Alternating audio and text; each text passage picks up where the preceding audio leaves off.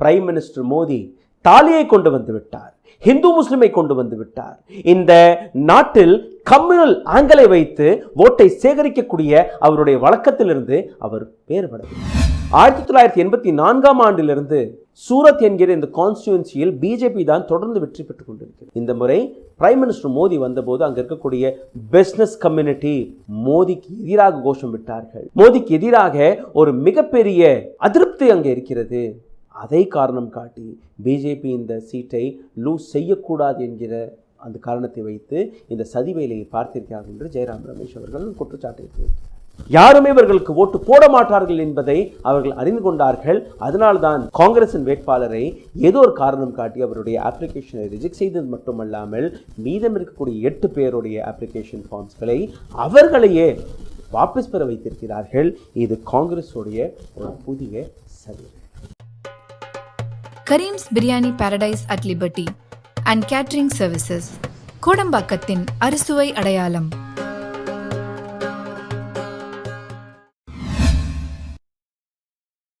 வணக்கம். அப்கி பார் 400 பார். Prime minister மோடியின் இந்த கனவிற்கான முதல் படி கிடைத்துவிட்டது. குஜராத்திலிருந்து கிடைத்த முதல் வெற்றி பிஜேபி பக்கம் திரும்பி இருக்கிறது.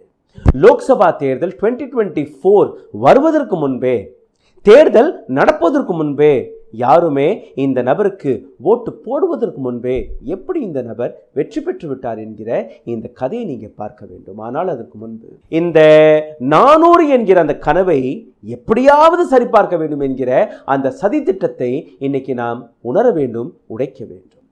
பிரைம் மினிஸ்டர் மோடி தாலியை கொண்டு வந்து விட்டார், இந்து முஸ்லிமை கொண்டு வந்து விட்டார். இந்த நாட்டில் கம்யூனல் ஆங்கிளை வைத்து ஓட்டை சேகரிக்கக்கூடிய அவருடைய வழக்கத்திலிருந்து அவர் வேறுபடவில்லை. மூச்சுக்கு 100 பொய்களை, 100 கட்டுக்கதைகளை எடுத்து வைக்கக்கூடிய பிரைம் மினிஸ்டர் இந்த நாட்டு மக்களை எந்த அளவில் ஏமாற்ற தொடங்கிவிட்டார் என்று நீங்க பார்க்க வேண்டும்.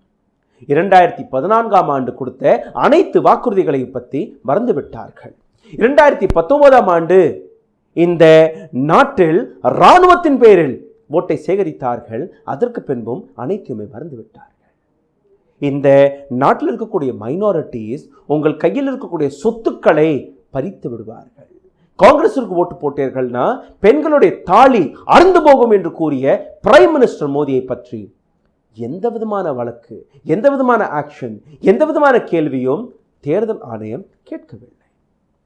தாலி அருந்து போகும் என்று கூறிய பிரைம் மினிஸ்டர் மோடி. அதற்கு பின்பு நடந்த பல்வேறு விஷயங்களை பற்றி பேச போகிறோம். ஆனால் அதற்கு முன்பு குஜராத்தில் என்ன நடந்தது அதை நீங்கள் பார்க்க வேண்டும். அதாவது குஜராத்தில் சூரத் என்கிற இடம் இருக்கிறது. அங்கே இருக்கக்கூடிய லோக்சபா கேண்டிடேட் முகேஷ் தலால் ஏற்கனவே வெற்றி பெற்று விட்டாரா? எப்படி இந்த சதி வேலை நடந்தது என்று ஒரு முறை பார்த்து விடுங்கள்.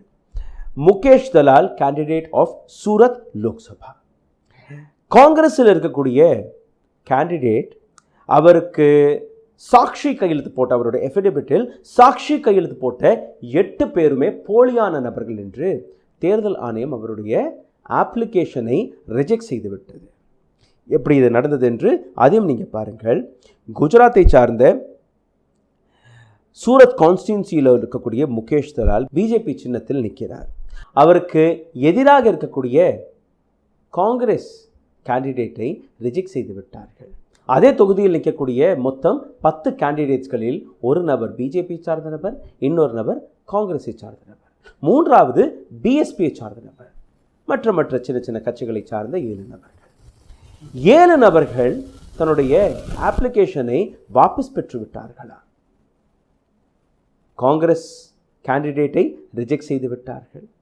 கடைசியாக நின்ற பிஎஸ்பியின் ஒரு கேண்டிடேட், அவரும் திங்கட்கிழமை அன்று தன்னுடைய அப்ளிகேஷன் ஃபார்மை வாபஸ் பெற்றுவிட்டார். மீதம் இருக்கக்கூடிய நபர் யார் என்றால் தனிச்சையாக பிஜேபியின் ஒரே நபர் முகேஷ் தலால். இவருக்கு வெற்றி கிடைத்து விட்டது. Congratulations Dalal. Gujarat BJP Chief C.R. Patel said, "Congratulations and best wishes to Mukesh Dalal, candidate of Surat Lok Sabha, for being elected unopposed." Gujarat BJP in State President C.R. Patel இவர் கொடுத்த பதில், வாழ்த்துக்கள் தோழர், உங்களை யாருமே எதிர்க்கவில்லை, நீங்கள் அன்அப்போஸாக வெற்றி பெற்றதற்காக என்னுடைய வாழ்த்துக்கள். அந்த சர்டிஃபிகேட்டை உங்களுக்கு நான் காட்டுகிறேன். ஸ்க்ரீனிலும் அந்த சர்டிஃபிகேட் உங்களுக்கு தெரியும். நிலேஷ் கம்பானி காங்கிரஸின் கேண்டிடேட் சூரத் லோக்சபாவிலிருந்து இவருக்கு எதிராக நிற்கிறார். அவருடைய ஃபார்மை பெற்ற ப்ரெசைடிங் ஆஃபீஸர் 3 பேரை நீங்கள் எங்களுக்கு முன்னாடி கொண்டு வந்து நிறுத்தணும், நீங்கள் யாரெல்லாம் கையெழுத்து போட்டிருக்கார்களோ அந்த கையெழுத்து போலி என்று கூறியிருக்கிறார். அவருக்கு ஒரு நாள் அவகாசமும் கொடுக்கப்பட்டது. இதில் நீங்கள் வேடிக்கையான விஷயத்தை பார்த்தீர்கள்னா, இந்த 8 பேர் கையெழுத்து போட்ட 8 பேரில் 3 பேர் அவருடைய சொந்தக்காரர்கள்.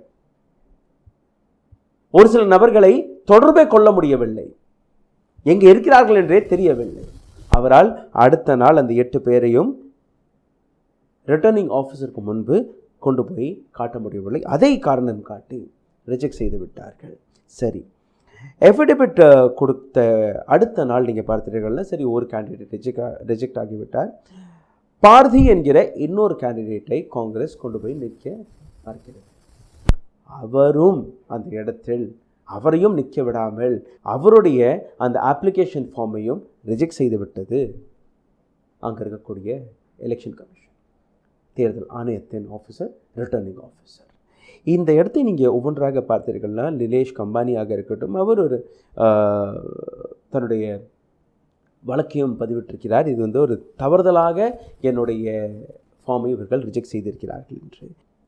இதே இடத்துல நீங்கள் பார்த்தீர்கள்னா, காங்கிரஸ் தலைவரான பாபு முக்கையா, இவரே அட்வொகேட்டாகவும் இருக்கிறார்.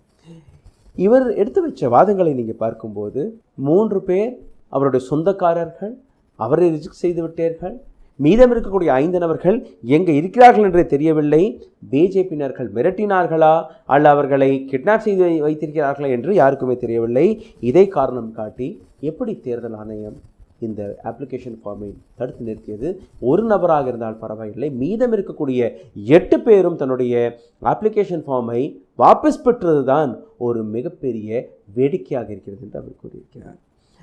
காங்கிரஸின் லீடர் ஜெயராம் ரமேஷ் அவர்கள் இவர் போட்ட ஒரு tweet, seeing the problem and anger of MSME owners and businessmen during the injustice period of PM Modi, BJP is so scared that it is trying to fix match of Surat Lok Sabha.